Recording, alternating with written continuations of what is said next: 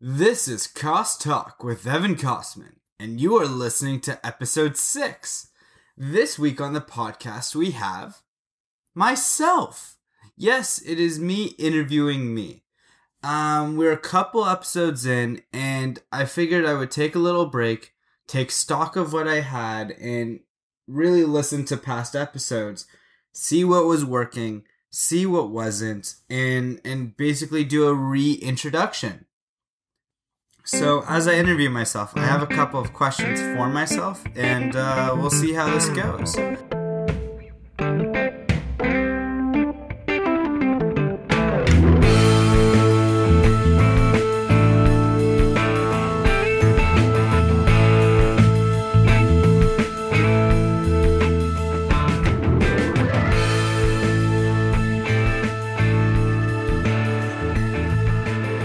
Doing the intro and outro of every episode is probably the hardest part of the episode. It's really hard going solo because you overthink everything, and that's why I'm really excited to do this episode also, because if I want this podcast to be successful, I need to be able to go solo, and this will be a fun experience. I'm going to challenge myself, and we'll see how it goes. So the first question is, why am I doing a reintroduction? I touched on this before, but basically, I received some constructive criticism relating to my first episode where I did not sound confident enough. And those people were right. They absolutely hit the nail on the head. I did not sound confident enough because I didn't know how this podcast was going to go. I didn't know what I was getting myself into. I was wondering who's going to listen to this. Everything along those lines. But we're 5 episodes in. We've crossed 400 streams and downloads in the first month alone. I'm blown away by those stats, and I really want this thing to keep continuing and keep going forward. So I'm really excited about how it's gone so far. I'm really excited to see where it goes from here. And yeah. So the second question is, why did I start the podcast?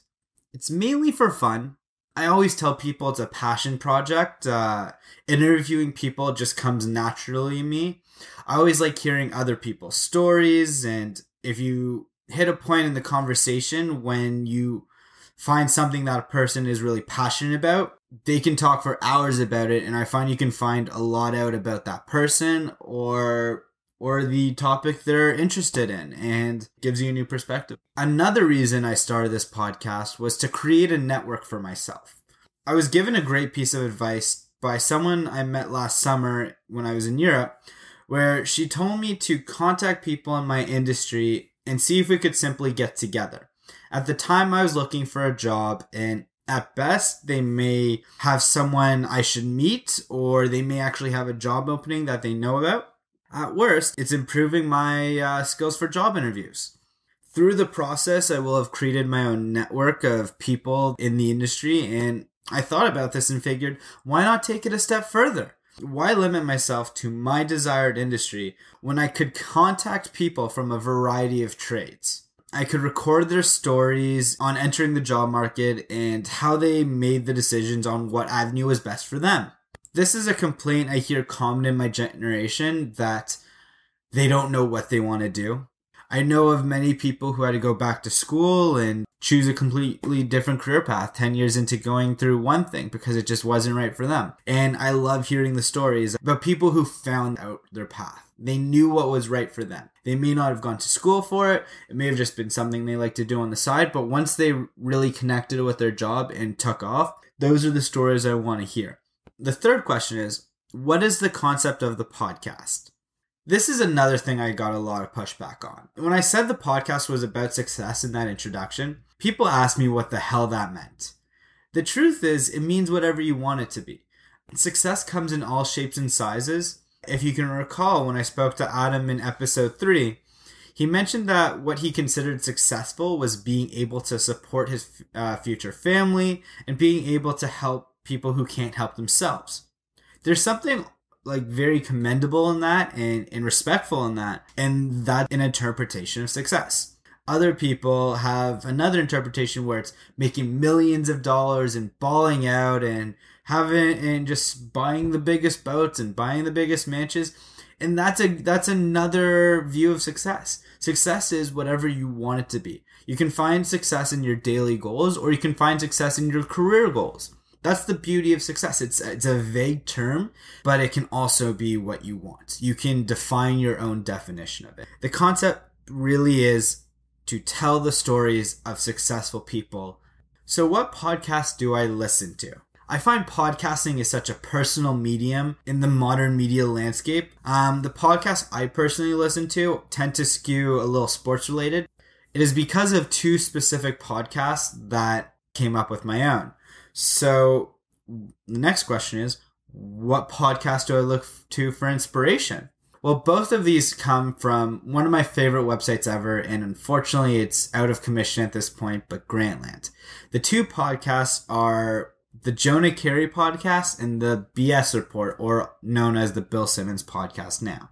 Jonah Carey's podcast has probably been the biggest inspiration for me, and being one of the most well-respected baseball writers is something I genuinely look up to.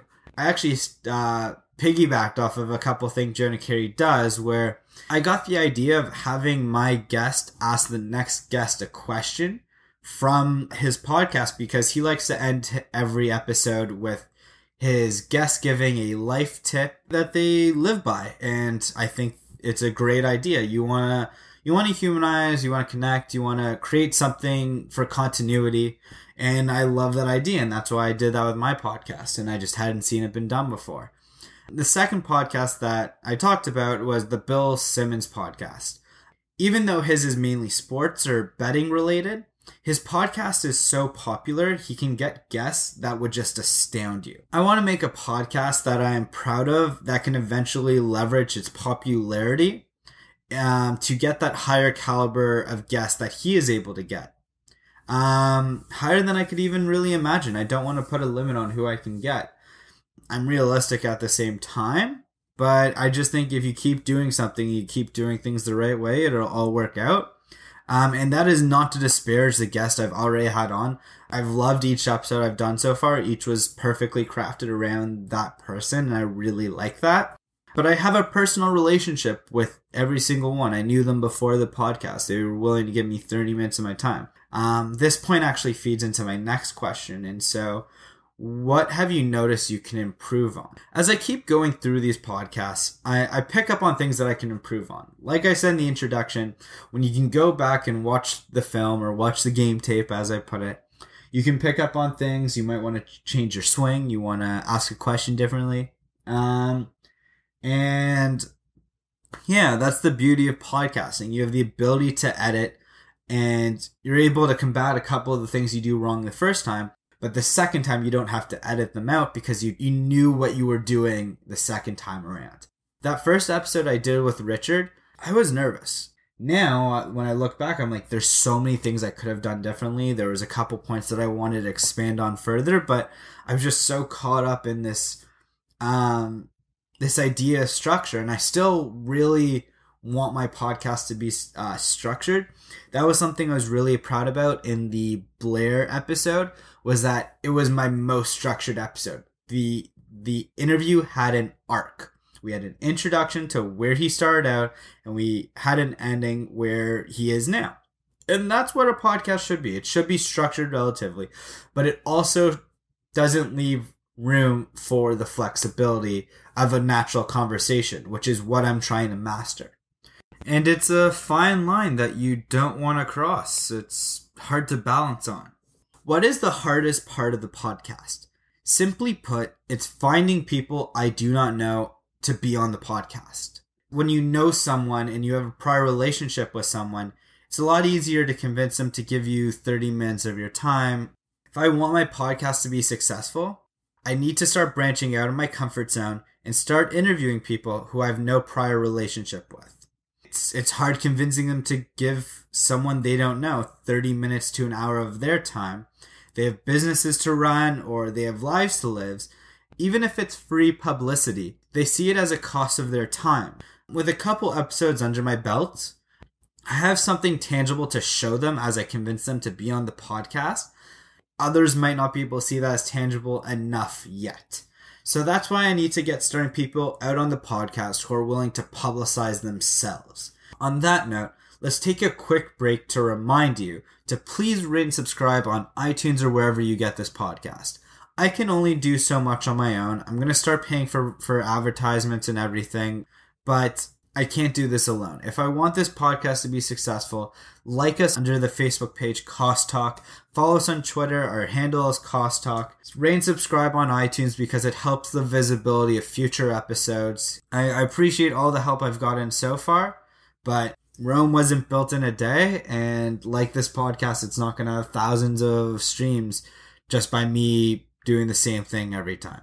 And that's why I took this break, to reevaluate what I'm doing right and what I'm doing wrong. And one of the things I'm doing wrong is I'm over marketing to the same people. I need to start branching out. It feeds into that last question. I need to start finding new avenues to do things. 2 more questions. Who is the ideal guest? In reality, there is none. I am open to almost everyone as a guest. There are some guidelines I have, and the main one being that they need to be striving for success. And I want to hear the story of the entrepreneur who didn't like the job opportunities presented to them or not, and decided to go and make that ideal job for themselves. I also want to hear the story of the person who established themselves in a big company and all the struggles related to their climb up the structural ladder. All successful people have a story, and I'd love the podcast to be a platform or outlet to present them all. I want to hear each and every one of them as they're unique in their own way. Final question. So where does the podcast go from here? Honestly, I don't know. I'm trying to make some moves as I try to get future guests on, and I'm really excited by the prospect of not knowing where this goes. I'm going to start tinkering with new outlets to gain viewership. We are going to be doing some giveaways in future podcast episodes. Other than that, I'm just going to try and etch out my corner in the podcasting marketplace.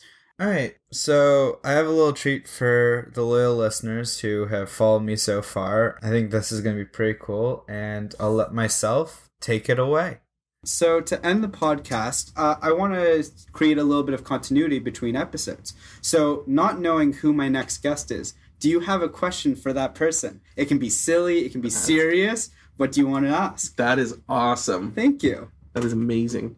Let's think. That's a really good question. What do you want to ask the next guest? With no idea who or what they are. Wow.